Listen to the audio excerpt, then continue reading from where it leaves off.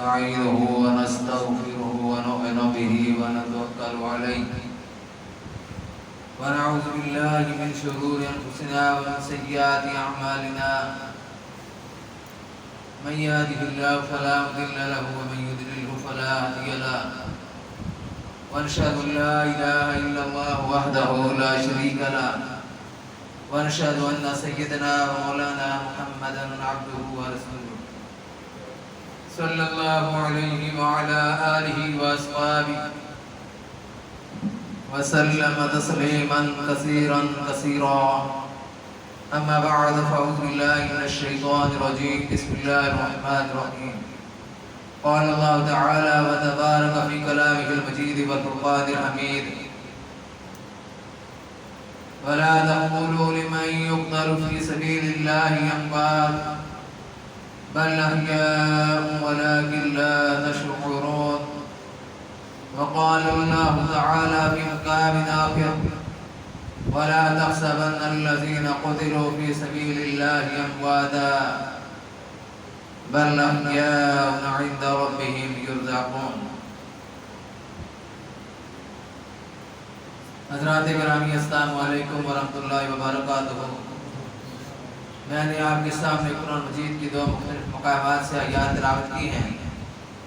اللہ نے فرمایا ہے کہ ان لوگوں کو مردانہ کہو جو اللہ کے راستے میں قتل کیے جائیں. تمہیں ان کی زندگی کا شعور نہیں، وہ زندہ ہیں.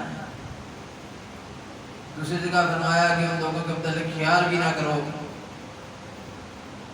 جو اللہ کے راستے میں قتل کیے جائیں کہ وہ مردہ ہیں، وہ زندہ ہیں، اپنے رب کے ہاں رزق کھا رہے ہیں.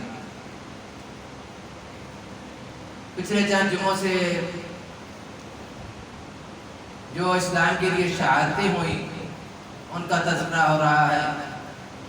حضرت عثمان غنی رضی اللہ تعالیٰ عنہ کی شہادت، حضرت فاروق اعظم رضی اللہ تعالیٰ عنہ کی شہادت، اور آج ہم کچھ بیان کریں گے حضرت امام حسین رضی اللہ تعالیٰ عنہ کی شہادت کے متعلق. اختصار کے ساتھ ہی بیان ہوگا، تفصیلی ترتیب وار تاریخی جو باتیں ہیں وہ ایک ترتیب سے اگر بیان کرنی شروع کی جائیں تو ان کے لیے بہت زیادہ وقت چاہیے. اہل سنت کی کتاب البدائیہ والنہائیہ اور تاریخ ابن خلدون اور شیعوں اور رافضیوں کی کتاب جلال العیون اور دوسری کتابوں میں یہ بات موجود ہے کہ حضرت امام حسین رضی اللہ تعالیٰ عنہ چاہتے تھے کہ یہ کربلا کی لڑائی نہ ہو. اس لیے انہوں نے یہ کہا کہ یا تو مجھے جانے دو یا مجھے یزید کے پاس، یا مجھے واپس جانے دو یا مجھے یزید کے پاس جانے دو، میں خود اس سے بات کروں، یا مجھے اسلامی سراج کی طرف جانے دو. تو ان کی خواہش تھی کہ میں واپس لوٹ جاؤں. جب عمر بن سعد جو سعد بن ابی وقاص رضی اللہ تعالیٰ عنہ کے بیٹے ہیں، انہوں نے یہ بات سنی تو عبیداللہ بن زیاد کو کہا کہ اس طرح امام حسین رضی اللہ تعالیٰ عنہ نے 3 باتیں کہی ہیں، وہ خود ہی واپس جانا چاہ رہے ہیں. عبیداللہ بن زیاد ایک ظالم آدمی تھا اور بدبخت شخص تھا. اس نے اور اس کا جو نائب تھا سیچوشن یہ کہا کہ واپس نہیں جا سکتے، اگر واپس بھی جانا چاہتے ہیں تو پہلے عبیداللہ بن زیاد کے ہاتھ پر بیعت کریں. یزید کے پاس اگر جانا ہے تو یزید کے پاس جانے سے پہلے بھی عبیداللہ بن زیاد کے ہاتھ پر بیعت کریں. سرحدوں کی طرف جانا ہے تو پھر بھی پہلے عبیداللہ بن زیاد کے ہاتھ پر بیعت کریں. تو حضرت حسین رضی اللہ تعالیٰ عنہ کو کہا گیا کہ آپ عبیداللہ بن زیاد کے ہاتھ پر بیعت کرو. حضرت امام حسین رضی اللہ عنہ نے کہا کہ میں زانی اور فاسق کے ہاتھ پر نہیں بیعت کر سکتا، میں اہل رسول میں سے ہوں اور میں اس فاسق فاجر آدمی کے ہاتھ پر بیعت نہیں کر سکتا. یہاں اس نے بڑا ظلم کیا ہے ہمارے لوگوں کے ساتھ بہت ظلم کیا ہے، یہ بات کہی کہ میرے خاندان کی بیعت کرو، تو کہاں خاندان رسول اور کہاں یہ شخص، رسول اللہ صلی اللہ علیہ وسلم کا خاندان کہاں اور کہاں یہ شخص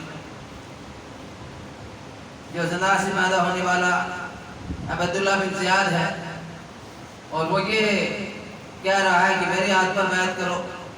حضرت حسین رضی اللہ تعالیٰ نے کہا کہ میں شہید ہو جاؤں گا لیکن تیرے ہاتھ پر بیعت نہیں کروں گا۔ اس ظالم نے یہ حکم دیا کہ سب سے پہلے ان کا کھانا پینا بند کر دیا جائے گا۔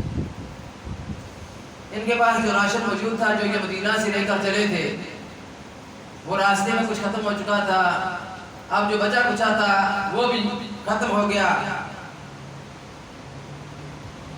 اب جب پانی کی ضرورت پیش آئی،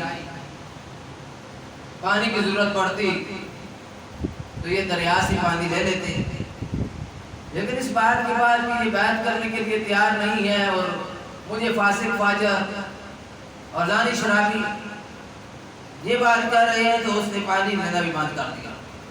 پانی کا راستہ اس نے کہا کہ پانی ان کا روک دو، ان کو پانی نہ دو۔ کوئی اگر پانی لینا بھی چاہے اپنے لیے یا جانوروں کے لیے تو پانی گرا دینا، اگر پھر بھی باز نہ آئے پھر اس کو قتل کر دینا۔ یہ اس نے اپنے لشکر کو، اپنی فوج کو حکم دے دیا، جو اس نے 4000 کا لشکر دریا پر لگایا ہوا تھا کہ ان کو پانی وغیرہ نہیں دینا۔ تو ظالموں نے 10 دن تک حضرت امام حسین رضی اللہ تعالیٰ عنہ اور اہل بیت کے لوگوں پر پانی بند کر دیا۔ اب یہ پانی مانگنے جاتے تو وہ لوگ پانی نہ دیتے، اگر مٹکی میں پانی لانا چاہتے اور کوئی لے کر آنا چاہتا تو تیر مار کر مٹکے کو توڑ دیتے، مٹکے کو سوراخ کر دیتے۔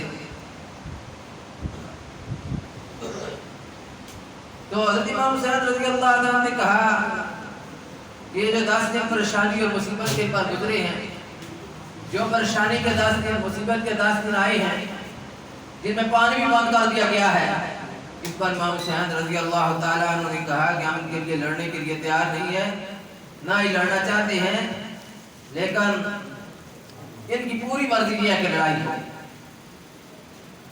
آخر جب 9 اور 10 محرم کا دن تھا، یہ بہت بڑی پریشانی کا دن تھا، بہت اندوہناک دن تھا، تو اس روز امام حسین رضی اللہ تعالیٰ کے 2 صاحبزادے بھی ساتھ تھے، بڑے کا نام علی اکبر اور چھوٹے کا نام عبداللہ تھا۔ حضرت حسن رضی اللہ تعالیٰ کے 3 بیٹے علی، ان کے 3 بیٹے اس واقعے میں شامل تھے جن کا نام ابو بکر اور عثمان تھا، اور تیسرے بیٹے کا نام قاسم تھا۔ یہ 3 بیٹے بھی اسماعیل کے ان کے ساتھ تھے۔ حضرت علی رضی اللہ عنہ کے اس واقعے میں 6 بیٹے شہید ہوئے تھے۔ کربلا میں حضرت علی رضی اللہ عنہ کے 6 بیٹے شہید ہوئے تھے، 2 تو حضرت امام حسین اور امام حسن جو ہے یہ حضرت فاطمہ رضی اللہ تعالیٰ عنہ سے تھے، اور حضرت امام حسن رضی اللہ تعالیٰ عنہ پہلے ہی وفات پا چکے تھے۔ تو حضرت حسین رضی اللہ تعالیٰ عنہ 5 بیٹے وہ ان کی دوسری بیویوں سے تھے جو حضرت فاطمہ رضی اللہ تعالیٰ عنہ کے علاوہ تھی۔ تو اس طرح کر کے ان کے 6 بیٹے اس واقعے میں شہید ہوئے۔ ایک حسین تھے، ایک جعفر تھے، ایک عبداللہ تھے، ایک محمد تھے، ایک ابو بکر اور ایک عثمان۔ تو حضرت علی رضی اللہ تعالیٰ عنہ کے 6 بیٹے اس میں شہید ہوئے، اور عقیل کے 4 بیٹے تھے، ایک عبداللہ اور ایک عبد الرحمن اور ایک مسلم بن عقیل، اور ان میں ایک محمد تھے۔ یہ 4 صاحبزادے تھے جو ان کے شہید ہوئے، جو عقیل کے صاحبزادے تھے۔ تو ایک بات سمجھنے کی یہ ہے کہ حضرت علی رضی اللہ تعالیٰ عنہ اور حضرت امام حسن اور حضرت امام حسین رضی اللہ تعالیٰ عنہ کی جو اولاد ہیں، ان کے نام صحابہ کرام رضوان اللہ تعالیٰ علیہم اجمعین کے نام رکھے گئے ہیں۔ ابو بکر اور عمر اور عثمان نام بھی رکھے گئے ہیں۔ تو اس سے معلوم ہوتا ہے کہ ان لوگوں کے دلوں کے اندر، یعنی صحابہ کی آپس میں عقیدت و محبت کا کیا حال تھا، کہ وہ ایک دوسرے کے نام بھی رکھتے تھے. آج اگر ابو بکر کا نام لیں تو ان کو بڑی تکلیف ہوتی ہے، حالانکہ حضرت علی رضی اللہ تعالیٰ عنہ نے بھی اور ان کی اولاد نے بھی ابو بکر نام رکھا ہے. عثمان نام لو یا عمر نام لو تو اس کی بھی بڑی تکلیف ہوتی ہے رافضیوں کو، لیکن یہ نام بھی حضرت علی رضی اللہ تعالیٰ عنہ اور حضرت حسین رضی اللہ تعالیٰ عنہ نے اپنے بیٹوں کے رکھے ہیں.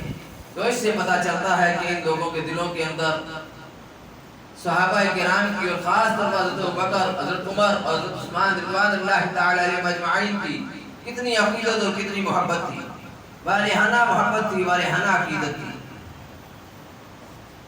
تو حضرت علی اکبر جو پیاس کی وجہ سے تڑپ رہے تھے، ان کی عمر 2 سال 2 ماہ اور 10 دن تھی. یہ سب سے چھوٹے تھے، پیاس سے تڑپ رہے تھے. حضرت امام حسین رضی اللہ عنہ کو اٹھایا اور اٹھا کر کہا کہ ظالمو یہ چھوٹا بچہ ہے، اس کو تو پینے کے لیے پانی دو.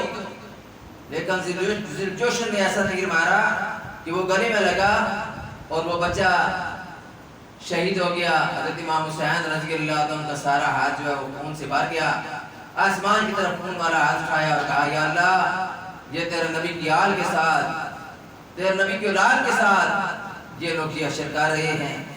تو آسمان کی طرف نگاہ اٹھا کر کہا کہ اللہ ہمیں بلایا گیا تھا، ہمارے ساتھ غداری کی گئی، ہمارے بچوں کو شہید کیا گیا، اے اللہ اب قیامت تک تو ان سے بدلہ لینا ہے. تو حضرت حسین رضی اللہ عنہ کی یہ دعا لفظ بلفظ قبول ہوئی. آپ وہ لوگ جنہوں نے اس وقت کارروائی کی تھی انہی کی اولاد آج وہ اسی طرح کر کے رو رہے ہیں اور پیٹ کر کے سمجھتے ہیں کہ ہم جو ہیں ان کے ساتھ محبت کا اظہار کر رہے ہیں، سینہ کو بھی کر کے ان کے ساتھ محبت کا اظہار کر رہے ہیں. یہ محبت کا اظہار نہیں ہے، یہ بددعا ہے حضرت زینب رضی اللہ تعالیٰ عنہ کی اور حضرت امام حسین رضی اللہ تعالیٰ عنہ. حضرت امام حسین رضی اللہ تعالیٰ عنہ اس وقت جب نماز پڑھ رہے تھے، سرسری سے بیانکاروں کے ہمارے پاس اتنا وقت نہیں ہوتا جمعہ کے دن، موضوع کا اصل مقصد بیان کرنا ضروری ہے. حضرت امام حسین رضی اللہ عنہ نے اپنی نماز اس دوران بھی نہیں چھوڑی، ایک نماز نہیں چھوڑی، کوئی نماز قضا نہیں کی، تیمم کر کے اپنی نمازیں پڑھتے رہے. اس واقعے سے پتہ چلتا ہے کہ جو لوگ نماز نہیں پڑھتے اور بڑی ان کو حضرت امام حسین رضی اللہ تعالیٰ عنہ کے ساتھ ہمدردی ہے، بڑی محبت اور بڑی عقیدت ہے کہ نماز کتنی بڑی چیز ہے کہ حضرت امام حسین رضی اللہ عنہ نے اپنا سر بھی کٹا دیا لیکن سجدے سے سر اٹھایا نہیں، سجدے میں جان دے. اب جب سجدے میں تھے تو اس کیفیت میں تیر مارا گیا اور اس کیفیت میں شہید کیے گئے. اور پھر جوشن اور سنان بن عمر نے ان کو تیر مارا، پھر اس کے بعد ان کی گردن کو کاٹا، سر ان کا کاٹا اور ان کے سر کو کاٹ کر پھر عبیداللہ بن زیاد کے سامنے پیش کیا.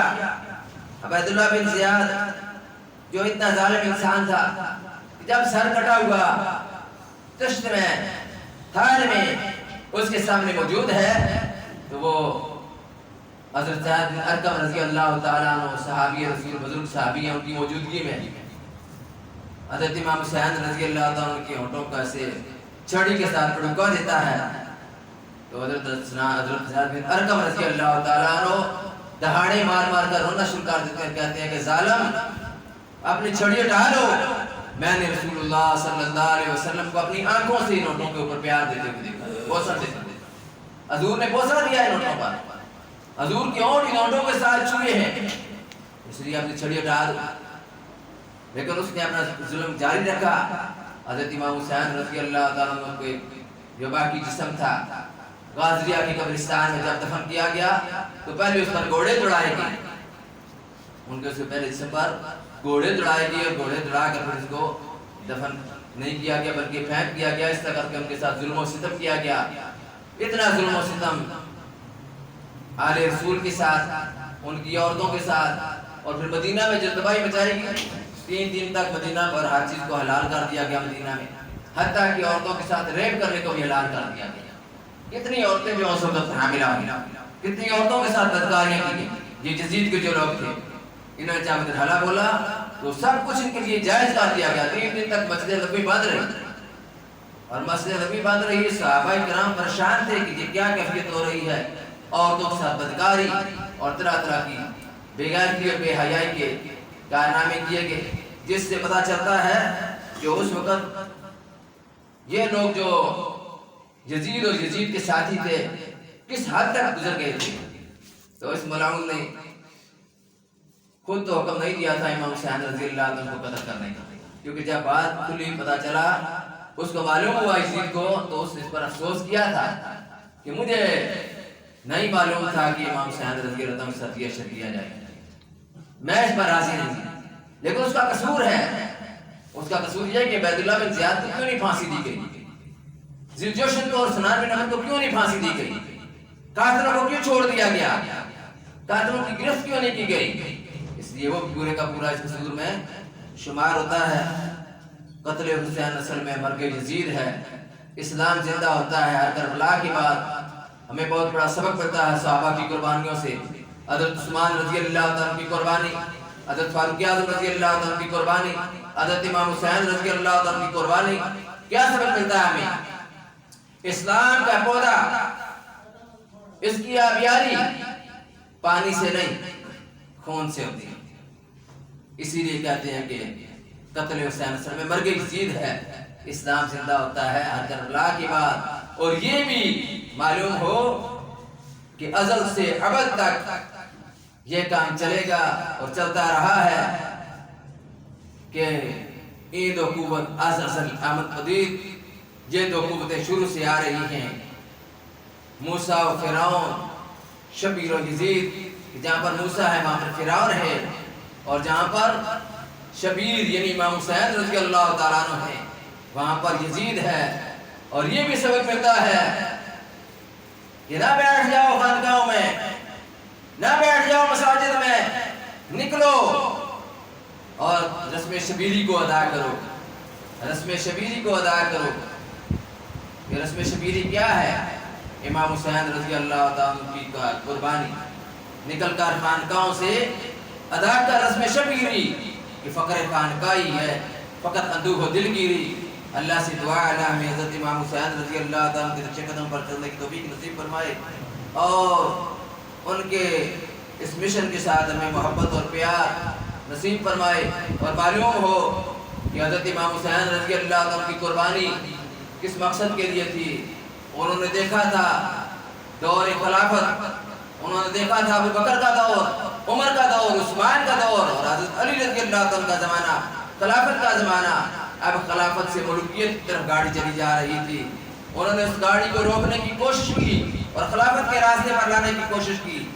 اپنی جان چلی گئی لیکن اس گاڑی کا رخ موڑنے سے باز نہیں آئی. اس سے معلوم ہوا کہ جو گاڑی خلافت کی گاڑی ہے، جو خلفائے راشدین کا نظام ہے، وہ کتنا عام ہے، اور اس کے مقابلے میں ملوکیت کتنی بری چیز ہے کہ اس کے خلاف حضرت امام حسین رضی اللہ عنہ نے کھڑے ہو کر اپنی جان دے دی. اپنی جان کی پرواہ نہ کی، اپنے گھر کے 72 تن شہید کروا دیے. لیکن لوگوں کو بتا دیا کہ لوگوں جب کبھی کوئی فاسق فاجر، جب کبھی کوئی ظالم حکمران تم پر مسلط ہو تو اس کا کس طرح کر کے مقابلہ کرنا ہے.